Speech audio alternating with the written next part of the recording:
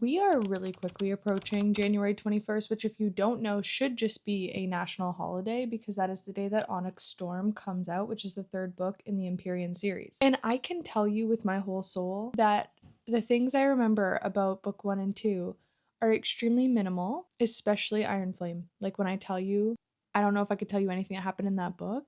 That is an under exaggeration. Like any good reader who really wants to go into the third book knowing what the hell is going on, we are going to be rereading Fourth Wing as well as Iron Flame. I am going to be tandem reading them. I got the graphic dramatized audio for Fourth Wing, and then when I finish this, I will do the same for Iron Flame, but we are going to tandem read because I really want to be able to focus and know what is going on. I am someone who has so many books on my TBR that I literally can't fathom rereading books, so that's why I'm doing it with audio and the physical because I've never listened to the audios, so it's kind of like reading a new book in a way.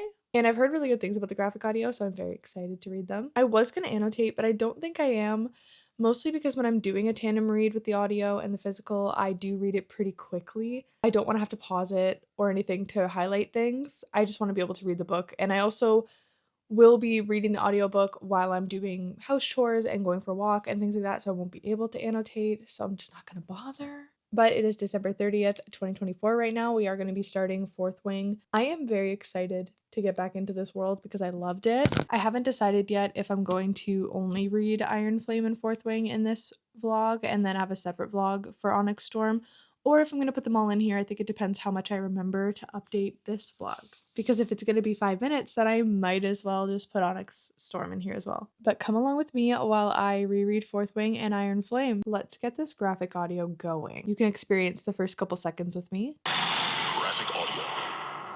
A movie in your mind. Graphic audio presents The Empyrean. Conscription Day is always the deadliest. Maybe that's why the sunrise is especially beautiful this morning. Why did I not think there was going to be like actual music and like footsteps? Like, this is literally it sounds like a movie. All right, this is going to be fun. Time to get to reading. Months of intense physical training has given me the ability to barely climb 6 flights of stairs, and strongest in Navarre. Hundreds of them have been preparing for the Riders Quadrant, the chance to become one of the elite since birth. I've had exactly 6 months. As if in slow motion. I lunge for her, my fingertips skimming the 7th post. Our eyes meet, shock and terror filling her wide black eyes as the post rolls her away from me. And she falls halfway down the cliff. I forgot about that. The sun burns my eyes as we stand in morning formation. The gauntlet. He sits 2 rows behind me. The adrenaline. He sat. I will say that I did forget how annoying Dane is. I'm on page 92, and I think he said, "Don't worry, I can get you into scribe," probably 7,000 times. Violet's mother had more confidence in her than this man. How she's not annoyed with him and is still harboring that crush, I could never understand. Who does Dane Atos think he is? Like, sir, you cannot choose her dragon for her. I just finished part 1 of the graphic audio, and I don't know what I was expecting from a graphic audio, but it was not this. Like, it literally has like sound effects, people's footsteps, like whispers, background noise. Like, it has everything, and I had no idea. Like, I think I thought that graphic audio was just like you had narrators for every character and that was it.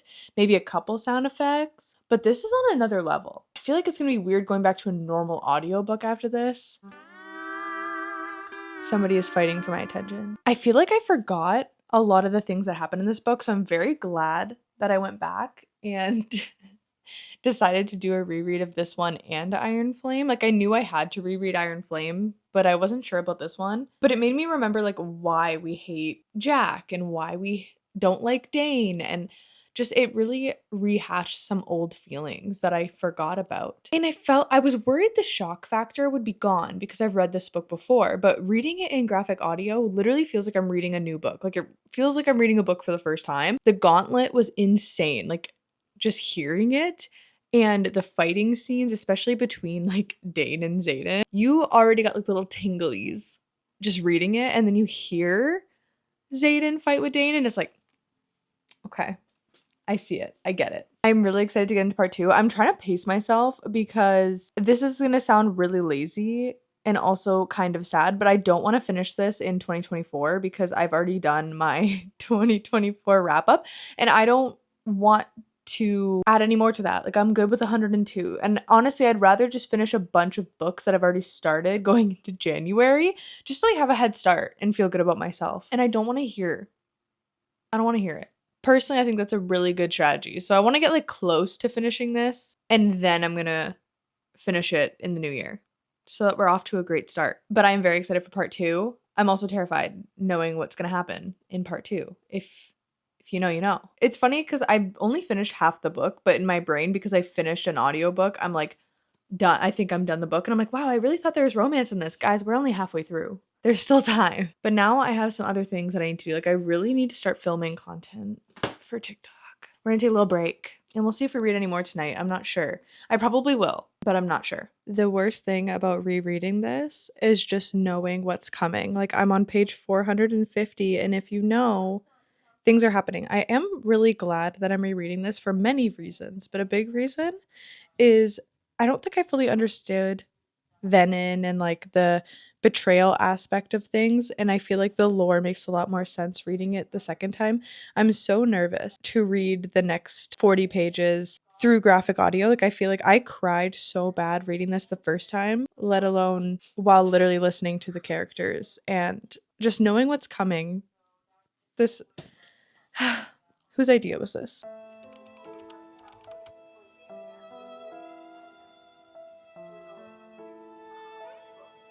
Even knowing he's gonna die, it didn't make it easier. It's been my honor, but in graphic audio. I don't want to read this anymore. So I'm officially done my reread of Fourth Wing. I feel like a benefit to rereading this series is that the lore all makes a lot more sense. Like, I feel like I forgot a lot of things, but also I just felt like I forgot a lot of the things that Violet had to go through to get to where she is now.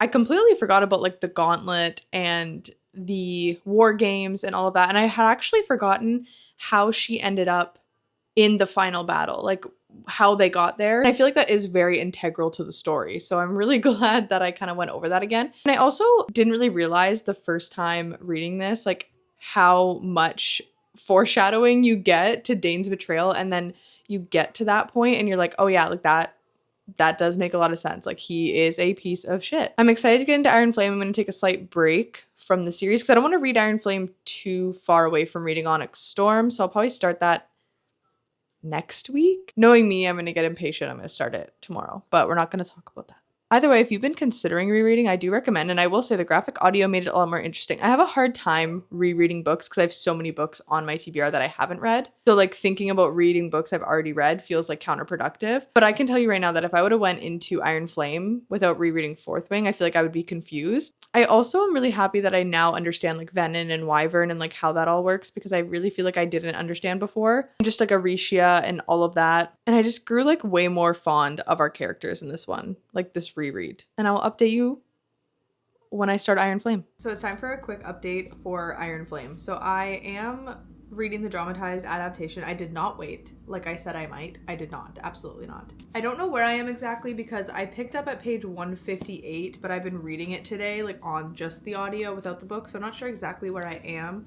I think I have like 2.5 hours left of the audiobook if I was listening to it at 1.7 speed, but I will probably up that to 2 when I have the actual book with me. I would love to have part 1 done by the end of the night. Either that or finish my Zodiac Academy. Like, I want to finish one of the books I'm reading. I started tearing up when Violet and Rhiannon were like fighting, and she starts talking about she never had to see Liam die and didn't have to see all of these things happen, and like just the sound of the actor, like the narrator, like she does such a good job. I literally was in tears in public. Can we just talk about the fact that Xaden has done nothing as hot as Terran standing up to Varish for Violet? Like, am I wrong for saying that about a dragon? I don't know. It was really good. Went from tears to I don't know what to say. Real quick. It was just insane.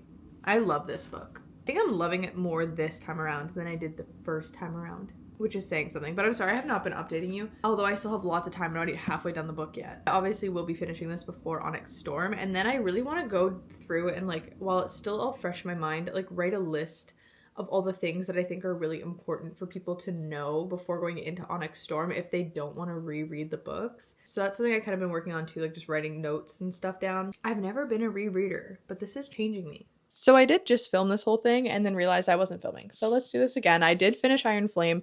I absolutely loved it on the reread. I originally gave this book, I think, like 4.5 stars when I first read it, when it first came out.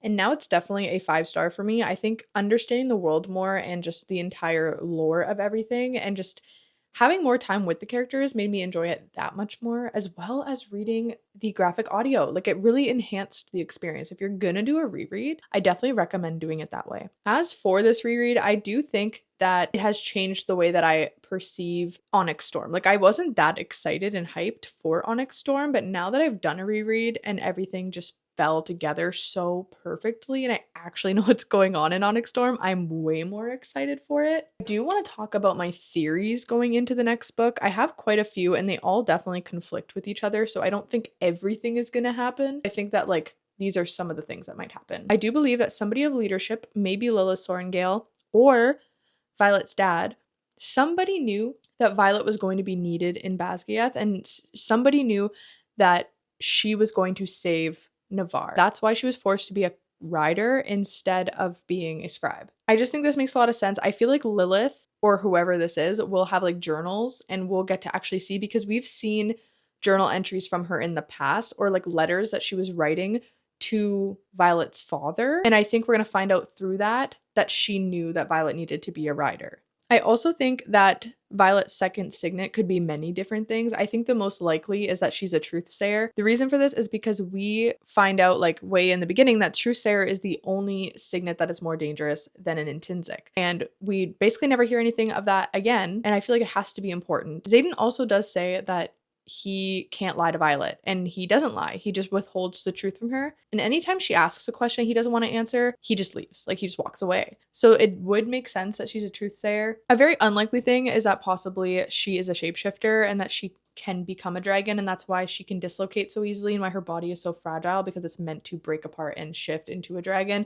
Obviously extremely unlikely. There's also the possibility that she harbors multiple second signets, because Andarna can be all these different dragons. Maybe she has the ability to have multiple signets. That one I'm not so sure of. I do think that Xaden will die in Onyx Storm. I think that's the only way to save him from being a Venin, is that he needs to die. I do think Violet's going to be the one that brings him back. I don't know if that'll be from some kind of signet or if that will be using lightning wielding and like getting his heart started again after he dies, but I do think he'll die. I think that's the only way to save him. There is like the whole thing where she's been dreaming of Venin, and like there's a specific Venin she sees in her dreams, and I've heard a couple theories that I'm kind of like leaning towards, where either those dreams, it's actually her seeing into his mind and maybe she's also an intrinsic because he was dreaming of that stuff, or there's a part of it where she basically describes the Venin as being tan and having sweet smelling breath, and Xaden is described as being tan and his favorite food is chocolate cake. That's obviously a bit of a stretch, but that is also something I've thought of. And I've also thought that maybe Violet's signet is that she can control dragons, because she's able to talk to dragons that aren't her own, and she can control the sky, as said in one of the books as well. And Taryn really makes a point of like, I know exactly who and what you are, Violet Sorrengail, and that just like, I feel like that opens so many doors to what this could be. I am going to have my vlog of Onyx Storm out when it releases. Like, I'm going to read it and vlog that, because I just feel like this would be way too long. And I also honestly don't want to wait. I want to have this posted. But I'm hoping a couple days before Onyx Storm comes out, I'm going to be putting out another video of basically the entire breakdown of the politics, the people, the dragons, and a whole summary of what happened in the first and the second book, so that you guys, if you do not feel like rereading Fourth Wing and Iron Flame like I have, you can have a breakdown and be caught up and know exactly what's happening going into Onyx Storm. Obviously, it's not going to be as detailed as rereading it yourself, but I feel like it could be a really good baseline if it's something that you want. So I will be doing that. So be on the lookout for that, but make sure to like and subscribe, and thank you for watching.